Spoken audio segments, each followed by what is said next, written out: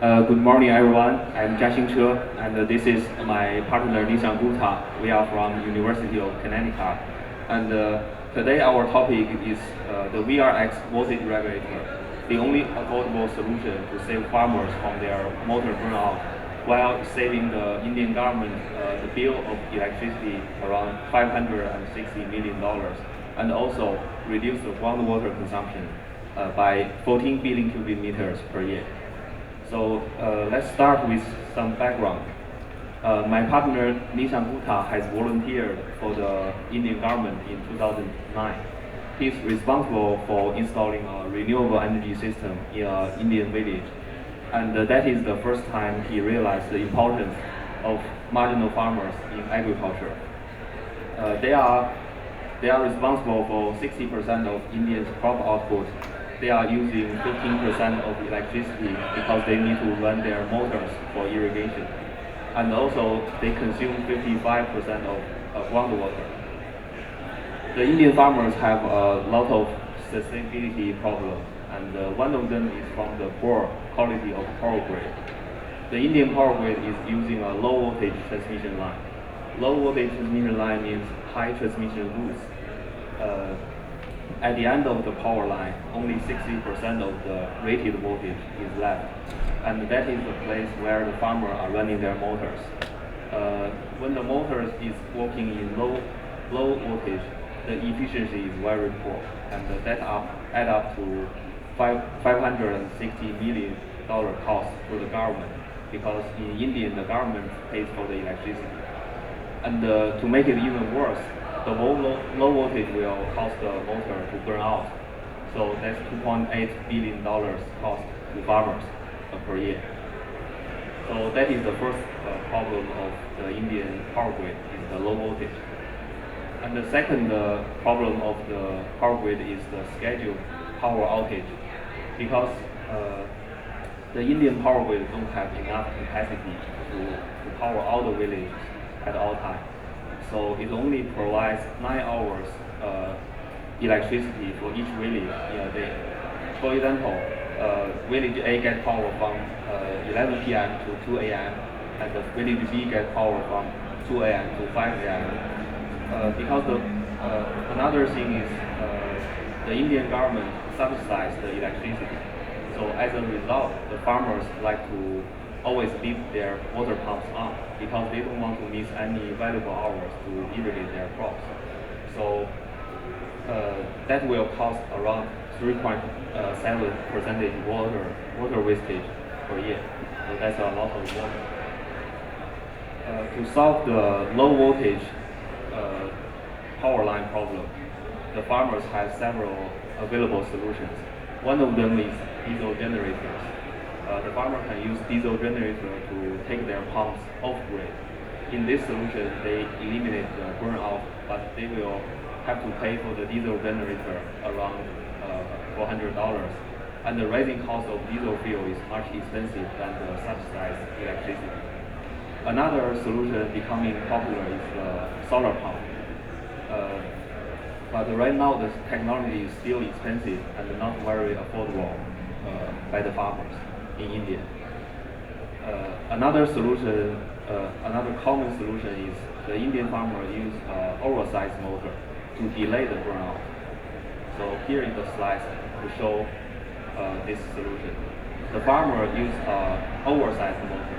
That means they can choose a 10 horsepower motor to drive a 5 horsepower water pump. So in this set, working at low voltage, it will delay the burnout because the larger size motor has thicker windings. They can bear more heat generated by the motor. However, this solution, the efficiency is very low, and the farmers don't care about the efficiency because electricity is free. And here we introduce our solution. We introduce a voltage regulator between the power line and the motor. So the voltage regulator can stabilize the voltage at 230 volts. We designed this voltage always lower than the power line voltage because bring down the voltage is cheaper and easier technology than bring it up. So that is the reason we design a low voltage output regulator. And here we use a low voltage motor. So in our solution, because the voltage regulator can stabilize the voltage, so we have the proper size motor working at a proper voltage, and also we eliminate the burnout. So let me introduce more details about our voltage regulator.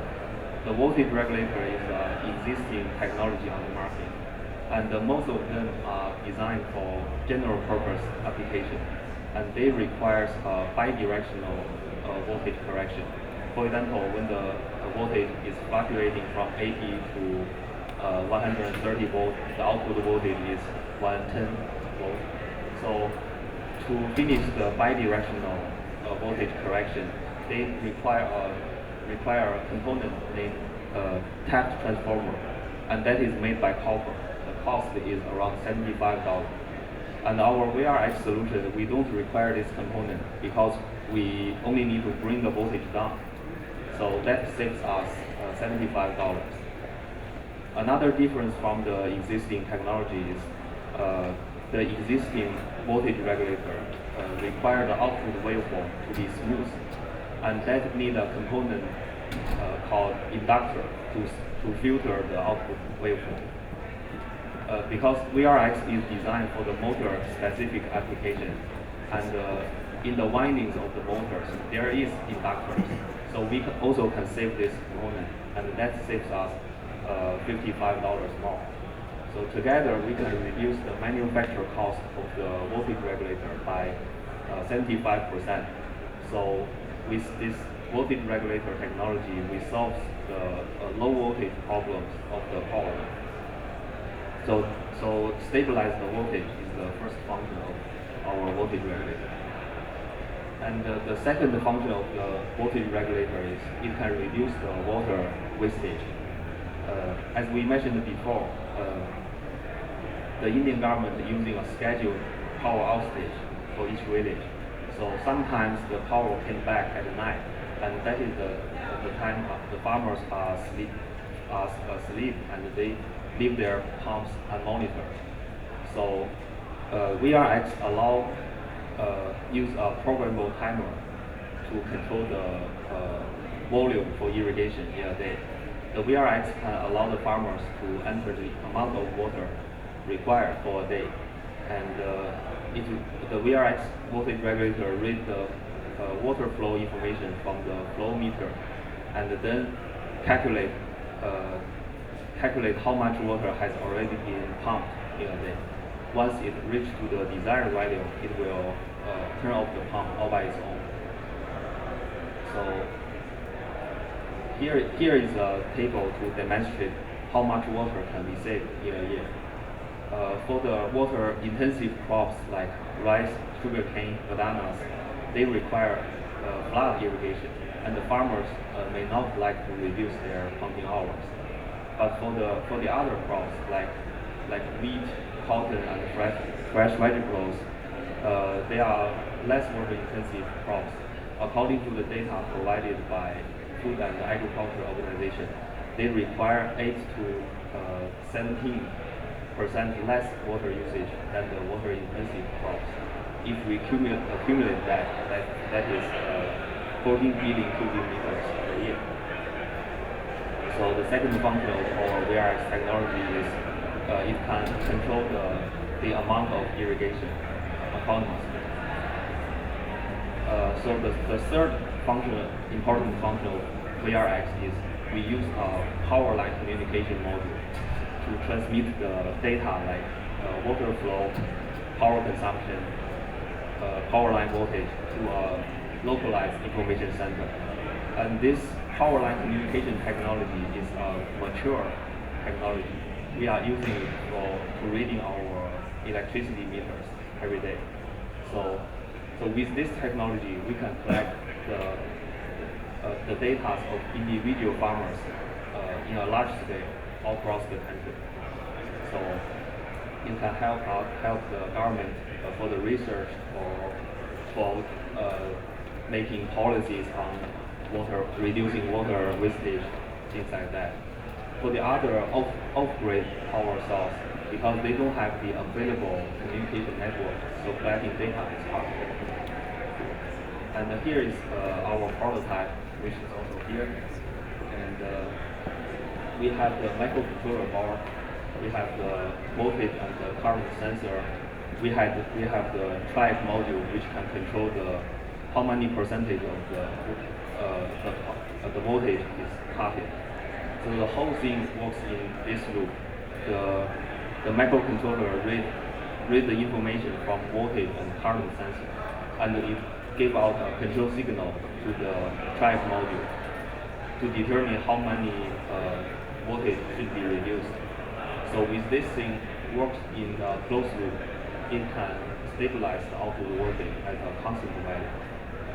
So here I want to show you a video.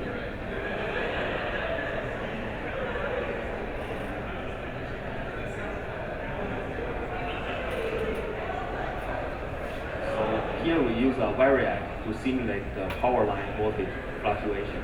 And here is our software interface. We can display the output voltage and also power consumption.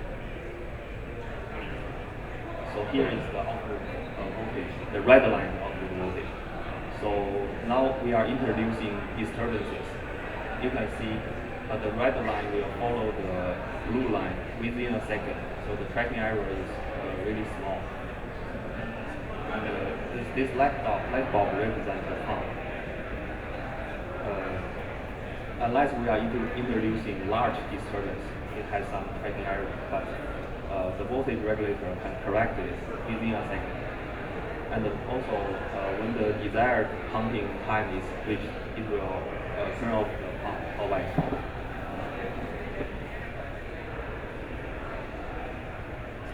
So here is the test data of the VRX voltage regulator, because it can stabilize the output voltage as a constant, so it can reduce at least 13% power consumption on average. So especially in the worst condition, it can reduce 15% of power consumption. So here is the incentives for the farmers and the government.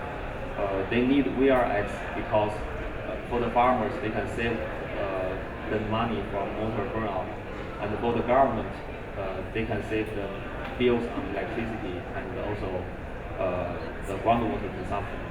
And another thing important is the VRX doesn't change the way of how farmers work.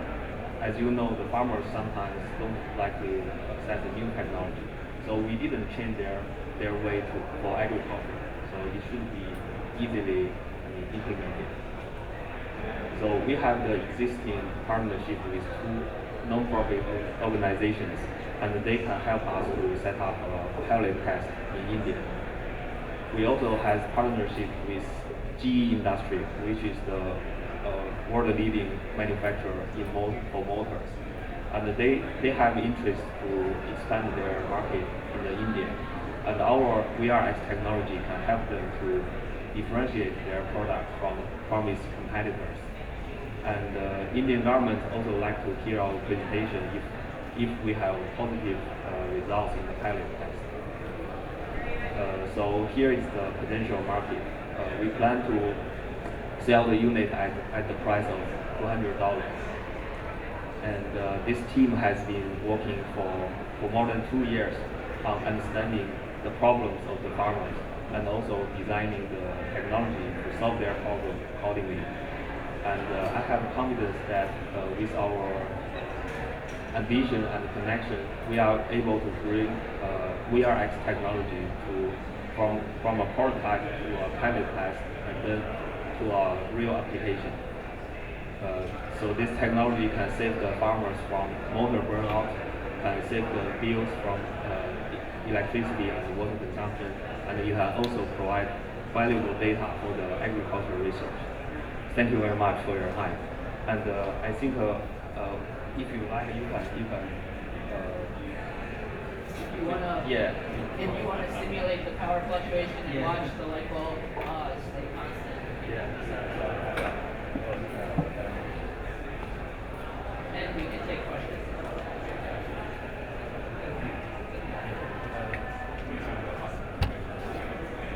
touched on it briefly about how to get the adoption or the technology transfer. Can you expand on that a little bit?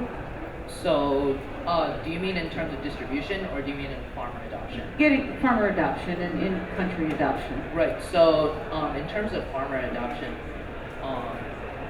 this technology is basically a standalone component, which all they have to do is they need to basically plug it in upstream of their motor. And so that's all that the farmer really needs to do.